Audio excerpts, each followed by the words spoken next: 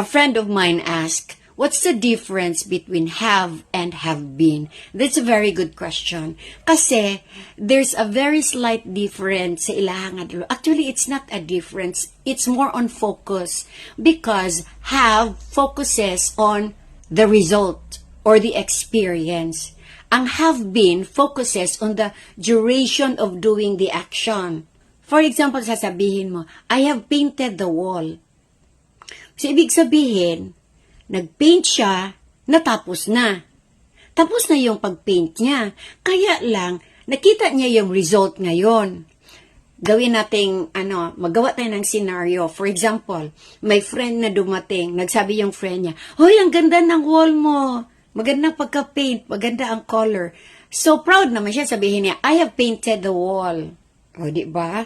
Ibig sabihin, tapos niya na paint, kaya lang ngayon, nakita niya yung magandang result. Makita niya yung magandang experience. So, have gagamitin niya kasi tapos na yon, pero na-connect niya.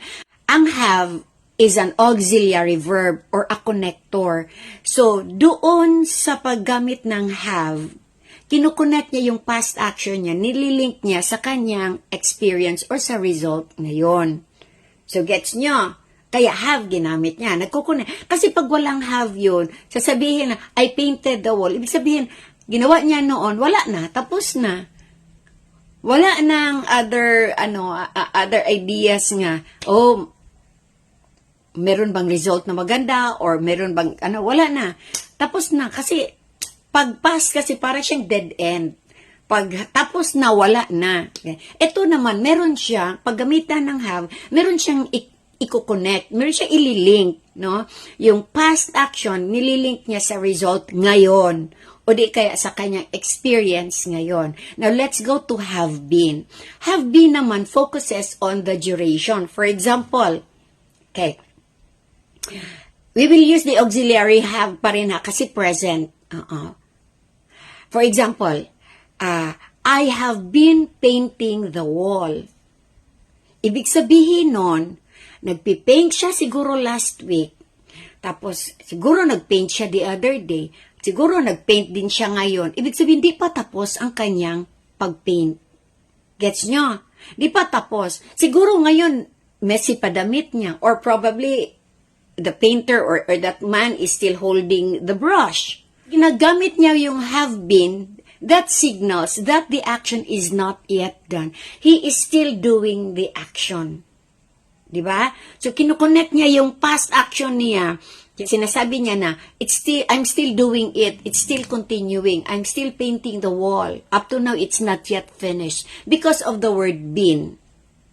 And have naman, kinukonect niya yung past at saka yung ngayon na hindi pa siya tapos. Gets nyo?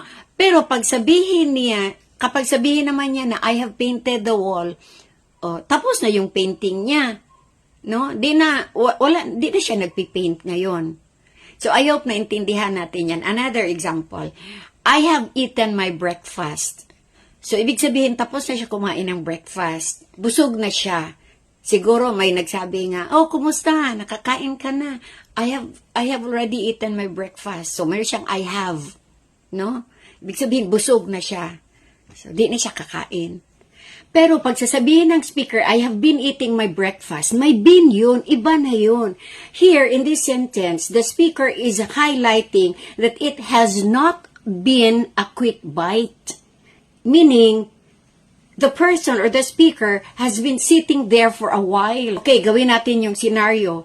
Kumakain siya, pero may tumatawag sa kanya, o di natagalan siya, o di kaya habang kumakain siya, naglalaro siya ng cellphone, o di natagalan siya. So, meron yung medyo mahaba-haba na oras. Yun ang ini-emphasize ng speaker. Kasi, the speaker can say, I am eating my breakfast. Pwede din naman yun eh. Because at the moment of speaking, he or she is doing the action. Ito naman, I have been eating my breakfast. At the moment of speaking, the speaker is doing the action. So, pareho silang dalawa. Kaya lang, yung isa, sinasabi niya, I am eating my breakfast. Kasi, gusto lang niya ipaalam na kumakain siya ng breakfast. Pero itong isa, ang gusto niya ipapaalam sa listener is matagal na siyang kumakain. So, let's say mga 30 minutes o di kaya mga 45 minutes na siyang kumakain. Na supposed to be mga 10 minutes or 15 minutes lang sana. So, ini-emphasize niya yung duration. Ganon yun. Sana naintindihan niyo. Sana na-explain ko ng maayos at sana naintindihan nyo kung kailan gamitin yung have at kailan gamitin yung have been. Thank you so much for watching. God bless you.